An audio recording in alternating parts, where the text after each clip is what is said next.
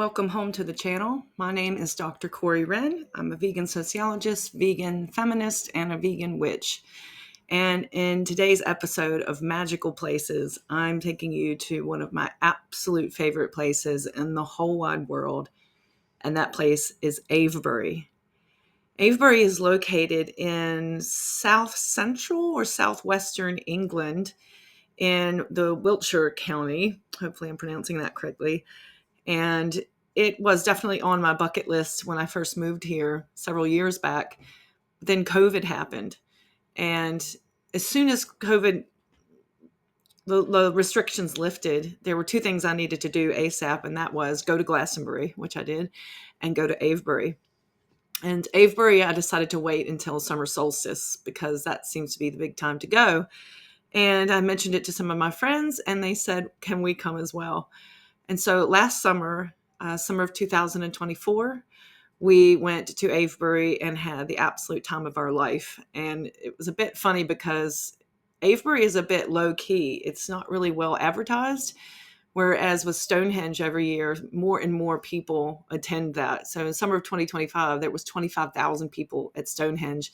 And if you've never been to Stonehenge before, one thing I think a lot of folks don't really know about Stonehenge is it's actually not that big. It's a pretty small site.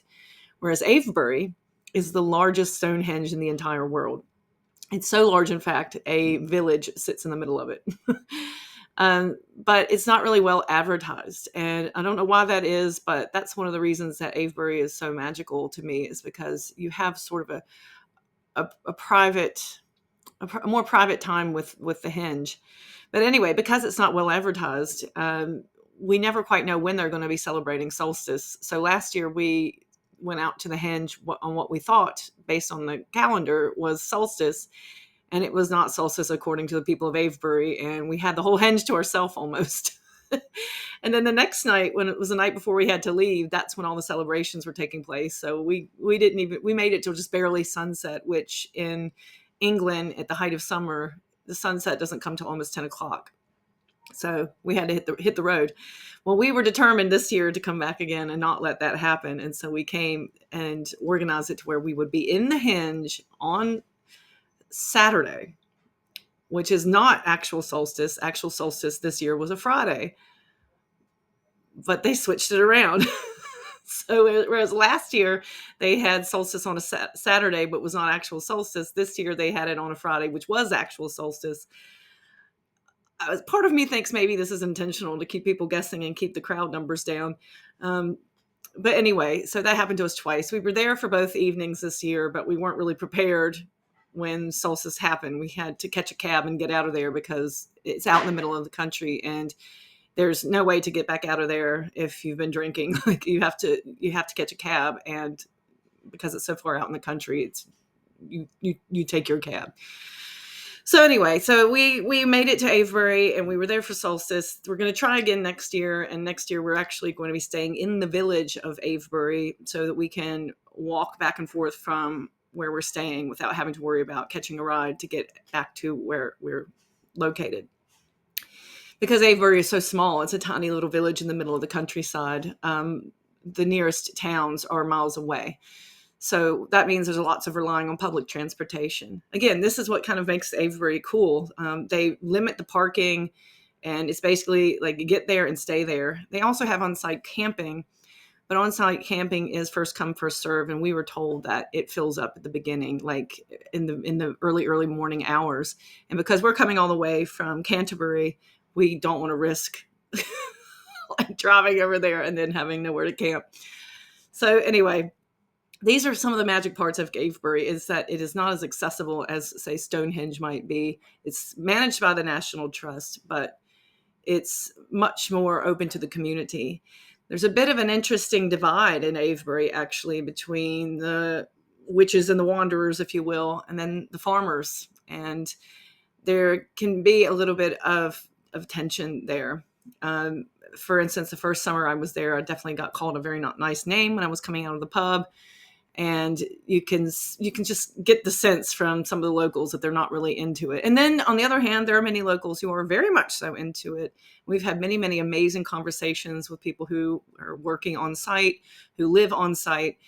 And so Avebury is just, your typical English countryside spot where there's people who recognize the magic in it, and some people who, this is just home, and they don't, and they are maybe not so keen on all the hippie types that are coming through. So anyways, this Stonehenge is actually part of the Avebury procession, or reverse of that. Avebury is part of the Stonehenge procession. And the whole Avebury area is full of mystical, magical, prehistoric sites.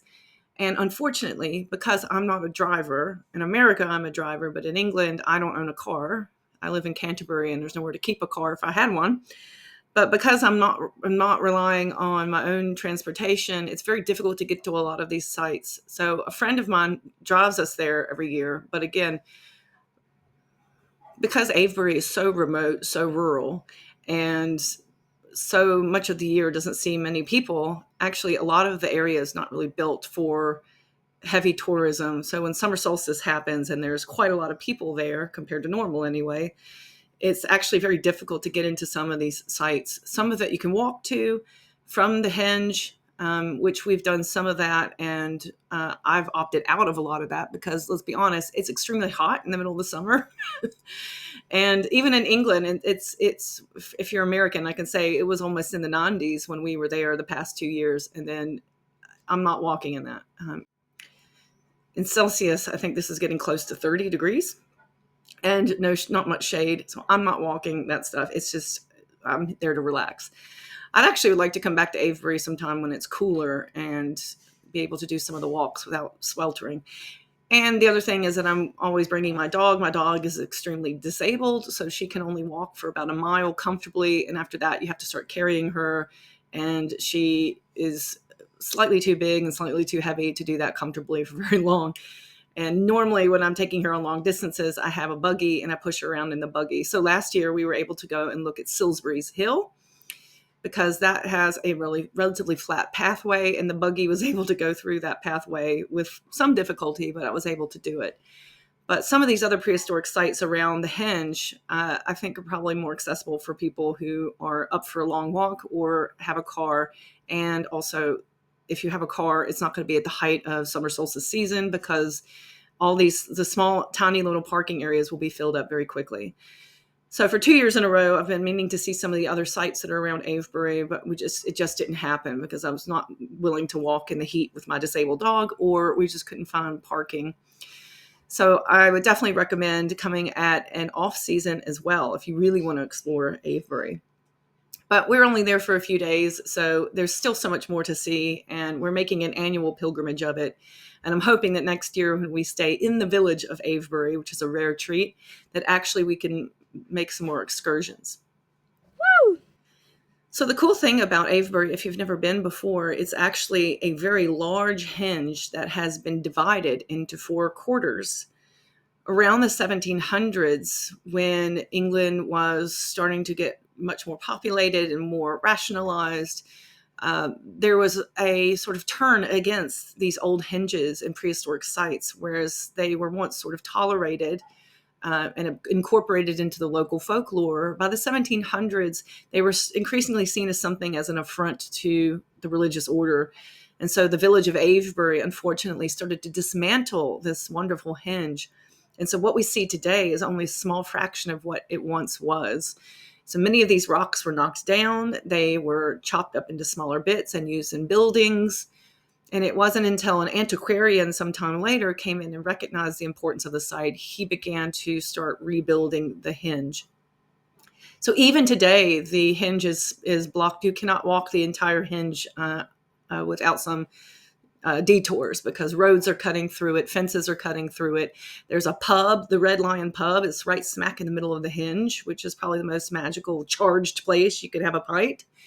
But it's nonetheless still a very cool spot because unlike other henges in England, at least in England, I'm sure in Scotland it's a little bit different, but in England, it's a little bit rare to have sort of unencumbered access to these amazing sites. And in Ireland, it's sort of the same way as well. There's some like Newgrange, which you have to buy a ticket and be, assisted by someone when you go visit it. There's also tons and tons of henges in Ireland. They're just part of the city or the village, and you can just walk in and hang out. So that's kind of what Avebury is like, except that it's the biggest one in the whole wide world. And there's also what most people don't think about is there's also a ring, a fort of dirt, of earth all the way around. And that was also built. It's human made. And so the very first year that we went to Avebury, we actually climbed up on top of the ridge to watch the sunset. And it just so happened to be also, honestly, I cannot tell you how it was one of the most amazing experiences of my life. As we were watching the sun set down up behind us on the other side of the ridge, the full moon was rising, and it was the most beautiful, spectacular, natural thing I've ever seen in my life. Honestly, it was just so. When I die from this earth, that's probably what will be in my my mind's eye as I go into the other realms. So anyway, that's Avebury. It's a really, really cool place. What they do is just open up the henge. I think at midnight there's police that come through and say, all right, it's time to clear out. They do have volunteers that go around to pick up trash and to encourage you to keep up after your trash and to make sure nobody's having a little bit too much fun, if you know what I mean. But it's pretty much anything goes. It's very family friendly. It's dog friendly. People are playing guitar, juggling. And when the sun sets on the actual solstice celebration, they have drummers and fire dancers come out. So that's really cool.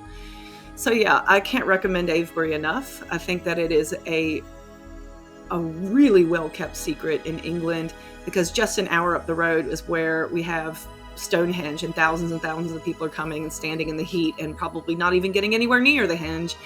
Meanwhile, down in Avebury, it's only a tiny fraction of the crowds that come there, and you actually get to come and sit in the henge and have plenty of wide open space. And then, of course, also have plenty of time and space to go explore other historic sites. For instance, there's an amazing procession of stones that leads up to the henge that many people like to walk, which I still have not done because it's always just been too hot and there's no trees. But yeah, like I said, I think one year I'll come when it's off season. Maybe I'll come for a winter solstice so I can have the fortitude to explore more.